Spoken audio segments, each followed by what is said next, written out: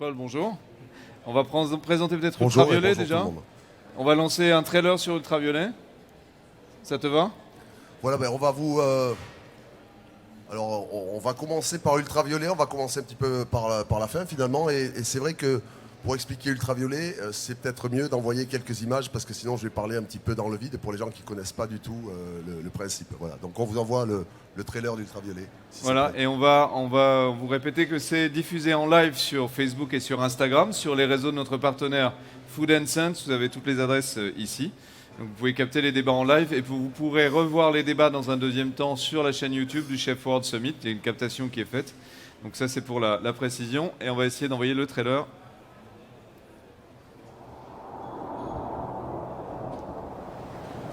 Envoie le son.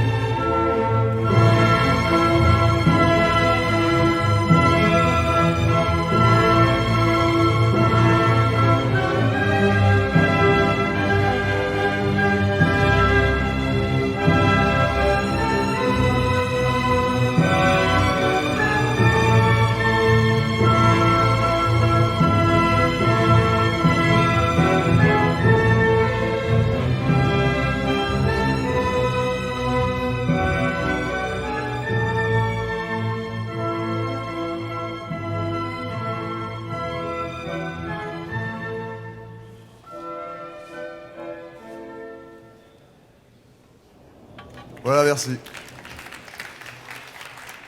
Alors ça c'est le trailer, la présentation de l'Ultraviolet. Moi j'ai eu plusieurs anecdotes sur Ultraviolet. Il y a un chef hier soir qui m'a dit c'est le seul restaurant où j'ai pleuré. Parce qu'on est mis en condition. Il y a la cuisine, mais il y a aussi tout ce qu'il y a autour, les images, les sons, les émotions. J'ai un autre chef que je connais, 3 étoiles, qui a fait tout le trajet depuis Paris jusqu'à Hong Kong pour un week-end avec ses amis, pour son anniversaire, pour passer la soirée chez vous. Quel est le concept? Tout est sur ce que vous appelez la psychologie du goût et l'accompagnement avant, autour du plat. Est-ce que vous pouvez nous expliquer un peu ce concept qui est très avant-gardiste, très intéressant, mais peut-être un peu difficile à comprendre au premier abord? C'est une expérience, Ultraviolet. Ouais, alors juste pour ramener les choses quand même à quelque chose de plus prosaïque, ça reste un restaurant, je tiens à le dire, Ultraviolet, on a 3 étoiles Michelin et c'est à Shanghai. C'est pas loin de Hong Kong, mais c'est à Shanghai. Ne vous trompez pas, il faut un visa pour aller à Shanghai. Et pour expliquer donc brièvement la façon dont ça se passe, on a une seule table. Alors vous avez vu les images, ça parle beaucoup plus que finalement quand j'explique. Et toute la salle en fait est équipée d'une technologie qui va nous permettre de mettre en atmosphère, on peut le dire comme ça, chaque plat. C'est-à-dire qu'en fait tout ce qu'on va mettre autour du plat, que ce soit le visuel, les vidéos, le son. Quand je dis le son, c'est musique, chanson, bruit, les odeurs aussi. On a des diffuseurs d'odeurs dans la salle, ça c'est très puissant. Là, on ne peut pas le voir sur une vidéo, évidemment. Et tous ces éléments-là sont destinés à mettre le plat dans un contexte qui lui est dédié. C'est-à-dire, je vais donner un exemple très très simple, si on sert des champignons, ben on va mettre les champignons dans une forêt avec peut-être une odeur d'humus. Et ça, c'est un petit peu la logique du plat. Et pour expliquer la raison pour laquelle je fais ça, c'est parce que j'ai toujours pensé qu'en fait, quel que soit le restaurant dans lequel on mange, on est plutôt parasité par l'atmosphère du restaurant que guidé par l'atmosphère du restaurant. Nous, on a la chance de pouvoir mettre, même si c'est une atmosphère factice, finalement, puisque ce sont des vidéos, etc., on a la chance de pouvoir faire rentrer les gens à l'intérieur de l'univers du plat ou des fois de l'univers du chef aussi quand c'est beaucoup plus personnel. Ça, c'est quand même quelque chose qui est un avantage considérable. Et ce que je tiens à défendre, et c'est très difficile quand on n'a pas fait ultraviolet, mais il y a quelques personnes qui l'ont fait, c'est qu'en fait, la concentration dans un restaurant comme ça est très supérieure à un restaurant classique parce qu'en fait, on ne peut pas échapper à l'atmosphère qu'on va vous imposer. Et des fois, on ne peut même pas parler d'ailleurs. Hein. Vous avez le son des fois dans la salle est au moins aussi fort que ça peut arriver. Des fois, on relâche l'atmosphère, on laisse les gens parler, etc. Et ça permet vraiment d'avoir des gens qui rentrent dans nos assiettes. Et pour un cuisinier, c'est bien. Ça permet, j'aime pas dire raconter des histoires, parce qu'à force de dire il faut raconter une histoire, tout le monde raconte des histoires de grand-mère, des machins, des trucs, etc. Mais enfin, on a tous quelque chose à dire dans une cuisine personnelle. En tout cas, après, j'ai des restaurants qui sont beaucoup plus normaux, on va dire. J'ai aussi une brasserie que j'adore à Shanghai qui s'appelle Mr. Mrs. Bund, brasserie française, et puis j'ai un petit café qui est le dernier né qui s'appelle Pollux. Voilà. Mais ça permet vraiment de prolonger la tentative d'expression au travers de l'assiette, si c'est pas prétentieux de dire ça. Votre analyse, c'est de dire on doit pouvoir, en tant que restaurateur, contrôler le temps du moment où on sert pour que le plat, au moment où il est servi, soit au meilleur de lui-même et pas dans un temps un peu factice où on passe commande, etc., etc. Et puis vous voulez aussi le maîtrise de tout l'environnement finalement du client pour que l'expérience soit absolument complète. Mais ça reste un restaurant, c'est pas une expérience, c'est un restaurant. Alors effectivement, nous on a l'origine d'Ultraviolet, ça c'est peut-être important, c'est une très bonne question pour moi parce que ça me permet de justifier la raison pour laquelle j'ai fait Ultraviolet. Je voulais faire Ultraviolet en 1996, à l'époque j'étais en Australie, avec des moyens beaucoup moins conséquent que ce que j'ai aujourd'hui, mais c'est pas grave, l'ADN du projet était exactement la même. C'est en fait à l'époque où j'étais beaucoup plus jeune chef, même si je suis encore très très jeune, je me souviens que j'étais embêté en fait par le principe du service à la carte traditionnel d'un restaurant gastronomique, parce qu'en fait il faut avoir des équipes qui sont complètement synchronisées, il faut que les gens soient vraiment complètement dans l'univers du chef pour pouvoir vraiment arriver à réaliser chaque plat exactement comme on a décidé de les faire. Et ça crée des frustrations finalement dans ces principes de service à la carte où les gens trouvent normal qu'on s'assoit 4 personnes dans un restaurant à l'heure où on a décidé de réserver.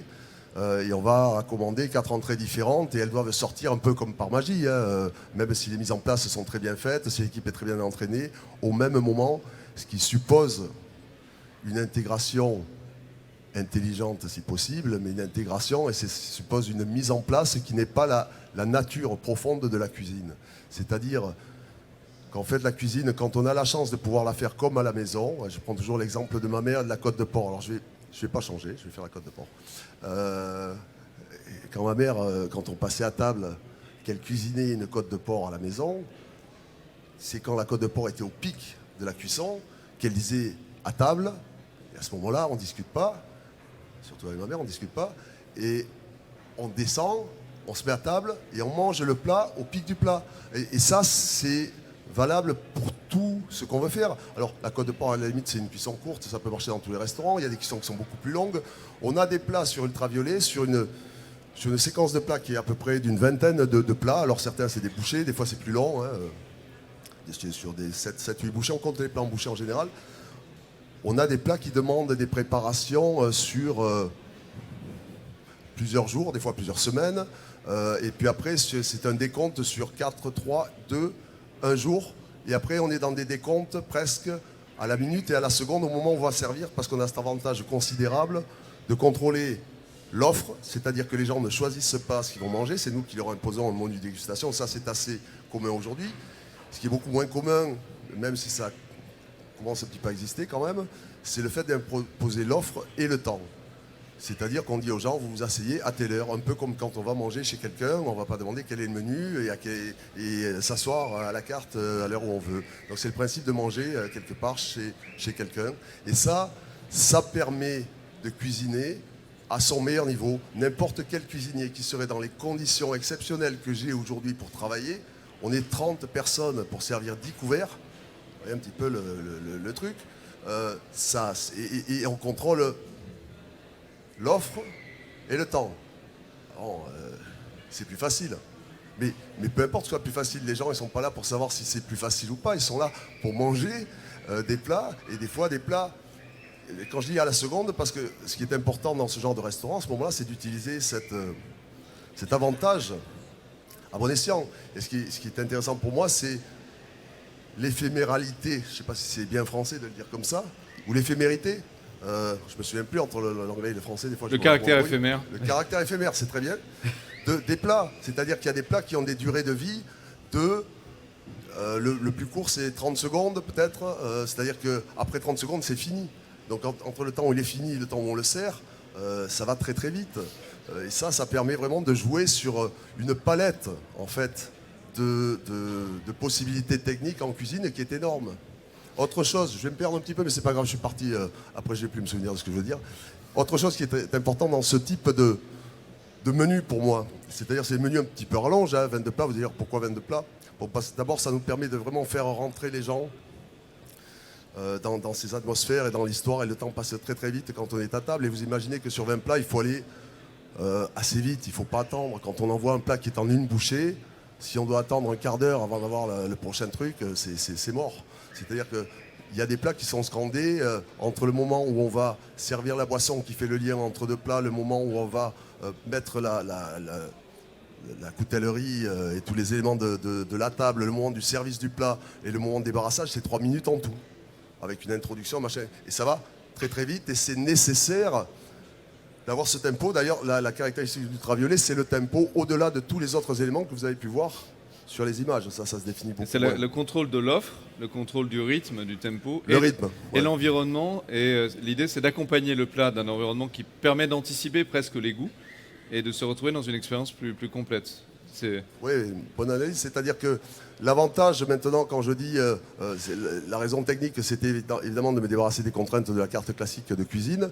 Mais c'est vrai que d'un autre côté, quand on contrôle à la fois l'offre et le temps, on a la possibilité de contrôler l'atmosphère et donc de dédier une atmosphère sur chaque plat et si possible une atmosphère qui est vraiment en rapport avec le plat. Alors comment un enfant qui est catalan d'origine, vous revendiquez votre côté catalan, côté français, comment vous êtes arrivé à développer un concept ultra moderne et ultra design à Shanghai? Comment ça s'est passé? Alors on n'a pas une demi-heure, 1 heure pour le raconter, mais comment la transition s'est faite? Vous êtes passé par l'Australie, vous avez beaucoup voyagé. Oui, alors après j'avais un début de parcours assez classique. J'ai commencé un petit peu plus tard en cuisine. J'ai commencé vers l'âge de 19 ans, je crois. La première école hôtelière, c'était Toulouse.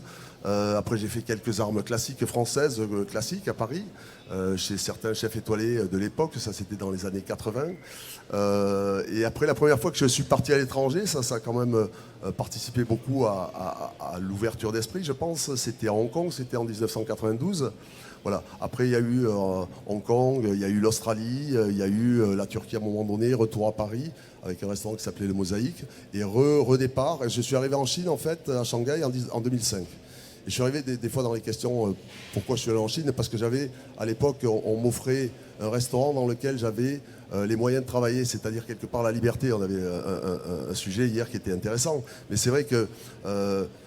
des fois, la liberté, c'est au travers d'un investisseur extérieur qui vous donne finalement de quoi travailler. Les moyens de votre ambition, de votre rêve. Les moyens de notre ambition. Et pour moi, le plus important, c'était cette liberté de travailler, de pouvoir s'exprimer au meilleur niveau, Donc voilà, j'étais à l'époque un restaurant qui s'appelait Jade on 36 à Shangri-La, et je leur dois beaucoup parce qu'ils m'ont mis vraiment dans des conditions de travail qui étaient des bonnes conditions de travail. J'espère que je les avais méritées. Voilà. Alors, il y a une étape nouvelle pour les Français en tout cas. On va pouvoir vous découvrir dans Top Chef. Est-ce que vous pouvez nous dire comment ils sont venus vous chercher Top Chef, ce qui est assez rare, et vous avez fait une saison. Elle est tournée là, elle est enregistrée. Voilà, alors, sous le sceau Donc le grand public va pouvoir vous découvrir vraiment. Je ne sais pas si c'est bien ça. Mais, alors, sous le sceau de la confidentialité de toutes les preuves, évidemment, c'est vrai que là, j'ai fait Top Chef en tant que juré. Donc, je suis assez fier, en fait, de faire Top Chef. J'ai passé d'abord on a presque 2 mois de tournage, là.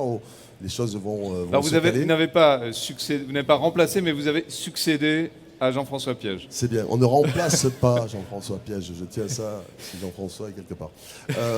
Non, mais j'ai succédé à Jean-François Piège parmi les jurés.